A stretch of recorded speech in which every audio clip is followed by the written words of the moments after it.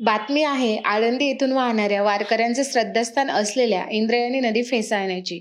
लाखो वारकऱ्यांचे श्रद्धास्थान असलेल्या इंद्रायणीच्या पात्रात पुन्हा एकदा फेस निर्माण झालाय. मुख्यमंत्री देवेंद्र फडणवीस काही दिवसांपूर्वी आळंदीत आले होते, तेव्हा त्यांनी इंद्रायणीच्या पात्रात सोडण्यात येणाऱ्या रसायनयुक्त पाण्यासोबत ठोस कारवाई केली जाईल असं आश्वासन दिलं होतं. मात्र त्यानंतरही इंद्रायणीच्या प्रदूषणाबाबतीत राज्य सरकार, स्थानिक प्रशासन कुणीही गांभीर्याने विचार करत नाही, अशी स्थिती पाहायला मिळत आहे.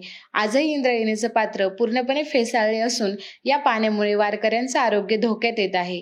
इंद्रायणीच्या प्रदूषणाबाबत सरकारने गांभीर्याने पावलं उचलण्याची मागणी ग्रामस्थांकडून करण्यात येत आहे. धन्य इंद्रायणी पिंपळाचा पार, धन्य ज्ञानेश्वर पुण्यवंत.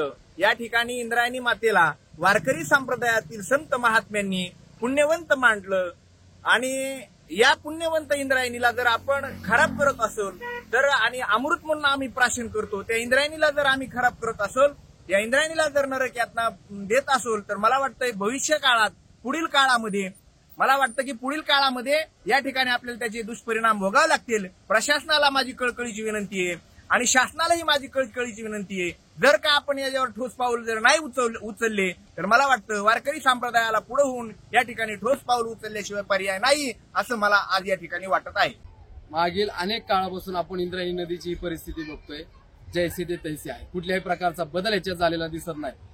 फक्त नेते, मुख्यमंत्री, आमदार, खासदार अनेक प्रकारची लोक इथं येऊन फक्त आश्वासनं देतात, पण बदल करण्याची ताकद कोणाच्यात आहे असं तरी मला वाटत नाही. कारण सन्माननीय मुख्यमंत्री साहेब काही दिवसापूर्वी आले, त्यांना पत्रकार बांधवांनी हा प्रश्न विचारला की अजून किती दिवस इंद्रायणीची परिस्थिती राहील. त्यांनी फक्त उडाउडीची उत्तरं दिली की वेळ लागेल, एका दिवसाचं काम नाहीये. साहेब, ही परिस्थिती मागची 10 वर्ष झाली आपण पाहतोय, अजून कुठल्या प्रकारचा बदल नाही. अनेक संघटनांनी, वारकरी संप्रदायांनी याबद्दल आंदोलनं केली, उपोषणं केली, पण कुणालाही दाद देण्याचं काम हे प्रशासन करत नाहीये.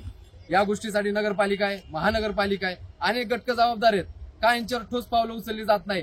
कधी कधी हा प्रश्न पडतोय की प्रशासन आणि ह्या जी घटक याला जबाबदार आहे यांचं त्यांचं काही साठलोट आहे का, असा हा प्रश्न या वेळेस उपस्थित राहतोय. माझी विनंती राहील, येत्या काळात जर ह्या गोष्टीत बदल नाही झाला तर नक्कीच हा जन आक्रोश उभा राहील.